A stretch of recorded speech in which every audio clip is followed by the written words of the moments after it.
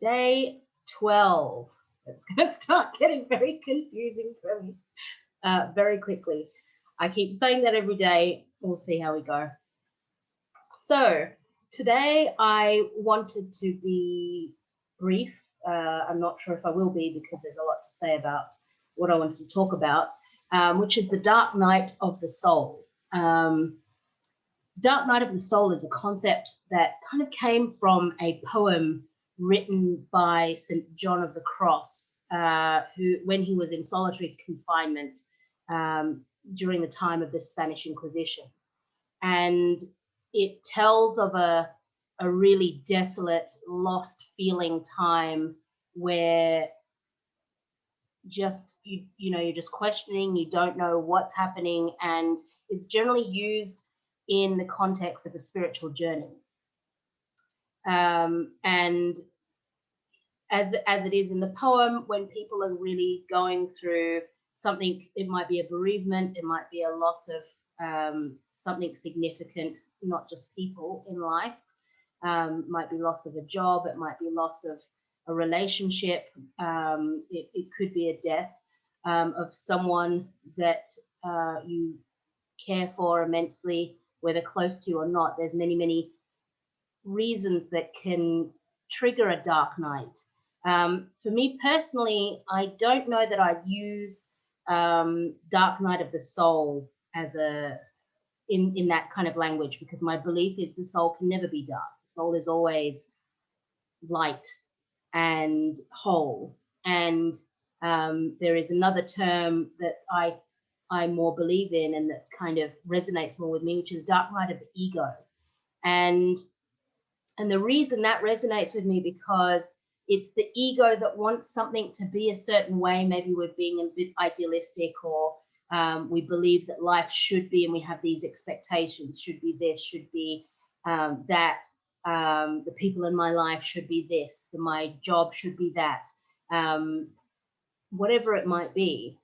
Having expectations that are unmet can cause real issues. And if that happens on a really big scale, of things start piling up, or if it's one really significant thing, then I think people get really challenged. We get really challenged and confronted, and it can cause dark night of the ego, which, yeah, that's kind of more what I ascribe to.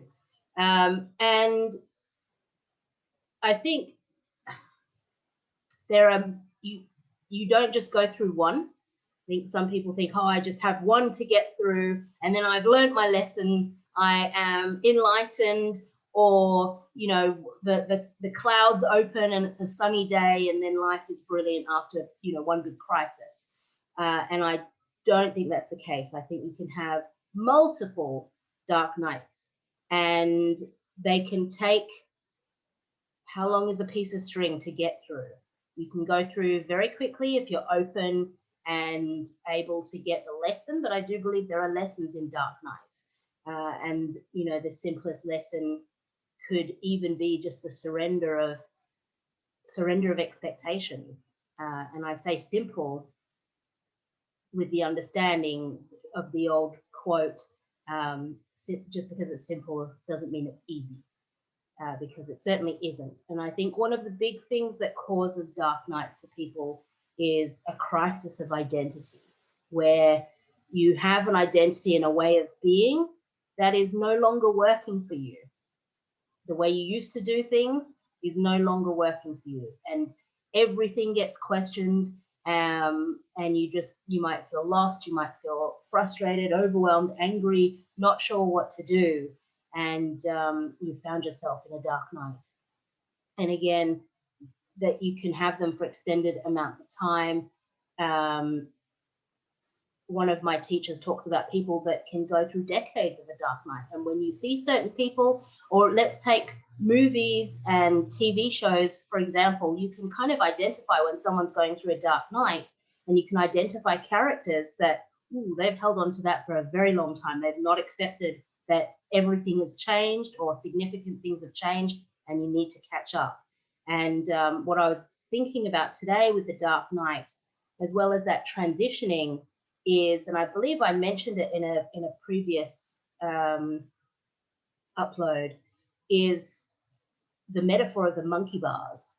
To go forward, you need to release the bar behind you. So you need to release who you were to become more of who you are, and more of the resources and the self that that you kind of rely upon. So old habits may need to dissipate and be given up. Oh, and that brings to mind the word sacrifice. I think sometimes the word sacrifice can have a negative connotation when in fact it's the sacrifice of smaller things that don't matter as much to attain bigger things that really do matter, to look at it in that context, or sacrifice something that may feel good in the moment for something that feels really good for a really long time down the track. And health would be one of those. And that's the theme of this 21 days, it seems like. Certainly a theme that I'm focusing on at the moment. And to sacrifice is to say no to something so that you can say yes to something. So say no to something that doesn't matter as much as something that really matters a lot. So whatever that might be, you know, say no to spending time on frivolous activities with people that you may not really enjoy, to say yes to spending quality time alone or with people that are really significant. Anyway, so that's a few different concepts around the dark night.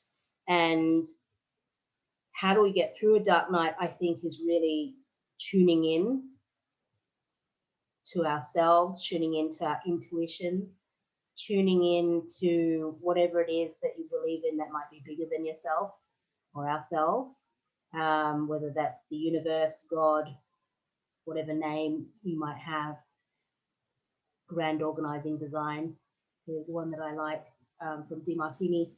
And really, yeah, listening in to, and journaling and really tuning in, maybe spending time in nature, trying things that are different, leaving behind, again, the old, to try new things that might be coming into play, because the reason that we might be suffering is because we're trying to run an old operating system in a new world, and there's going to be gaps there. So tuning in to how we might upgrade. Anyway, that's probably enough for now, because